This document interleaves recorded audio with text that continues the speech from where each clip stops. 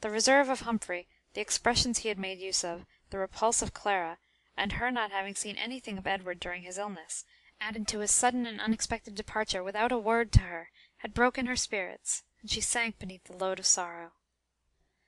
The intendant left her to recover herself before he again addressed her. When she had ceased sobbing, her father spoke to her in a very kind voice, begging her that she would not conceal anything from him, as it was most important to him that the real facts should be known. "Now tell me, my child, what passed between Edward and you?" "He told me, just before you came up to us that evening, that he loved me." "And what was your reply?"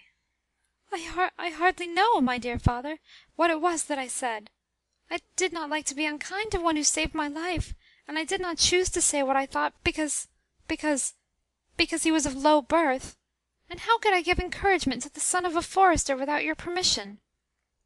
"Then you rejected him?" I suppose I did, or that he considered that I did so. He had a secret of importance that he would have confided to me had you not interrupted us." "And now, Patience, I must request you to answer me one question candidly. I do not blame you for your conduct, which was correct under the circumstances. I also had a secret which I perhaps ought to have confided, but I did consider that the confidence and paternal kindness with which I treated Edward would have been sufficient to point out to you that I could not have been very averse to a union.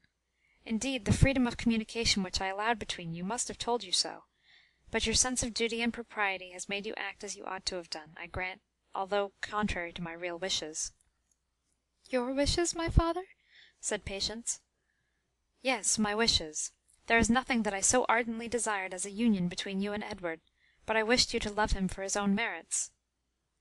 "I have done so, father," replied Patience, sobbing again, "although I did not tell him so."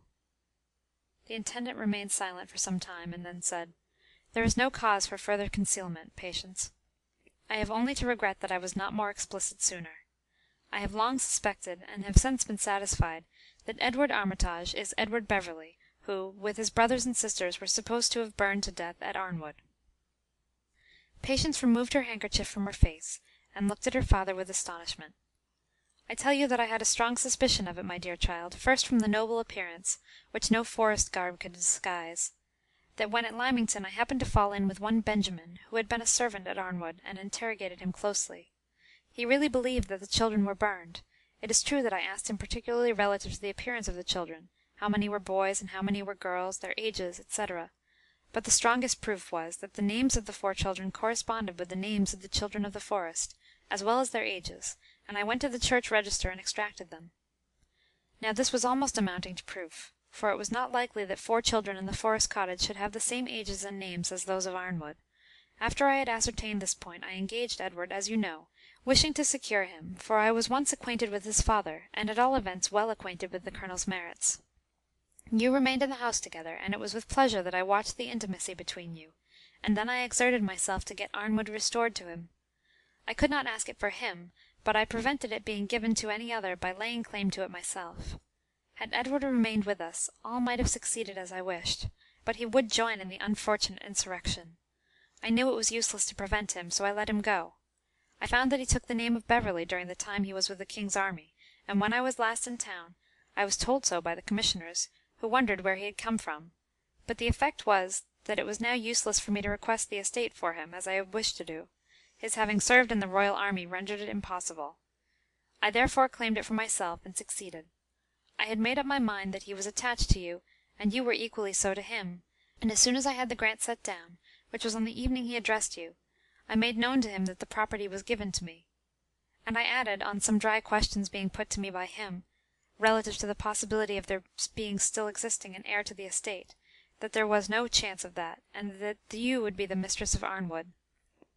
I threw it out as a hint to him, fancying that, as far as you were concerned, all would go well, and that I would explain to him my knowledge of who he was, after he had made known his regard to you." "Yes, I see it all now," replied Patience. "In 1 hour he is rejected by me, and in the next he is told that I have obtained possession of his property. No wonder that he is indignant, and looks upon us with scorn. And now he has left us, we have driven him into danger, and may never see him again. Oh, father, I am very, very miserable." "We must hope for the best, Patience. It is true that he has gone to the wars, but it does not therefore follow that he is to be killed. You are both very young, much too young to marry, and all may be explained. I must see Humphrey and be candid with him." "But Alice and Edith, where are they gone, father?" "That I can inform you. I have a letter from Langton on the subject, for I begged him to find out. He says that there are two young ladies of the name of Beverley, who have been placed under the charge of his friends, the Ladies Conyngham, who is aunt to Major Challoner, who has been for some time concealed in the forest. But I have letters to write, my dear Patience. To-morrow, if I live and do well, I will ride over to the cottage to see Humphrey Beverley." The Intendant kissed his daughter, and she left the room. Poor Patience! She was glad to be left to herself, and think over this strange communication. For many days she had felt how fond she had been of Edward, much more so than she had believed herself to be. "And now," she thought, "if he really loves me, and hears my father's explanation, he will come back again." By degrees she recovered her serenity, and employed herself in her quiet domestic duties.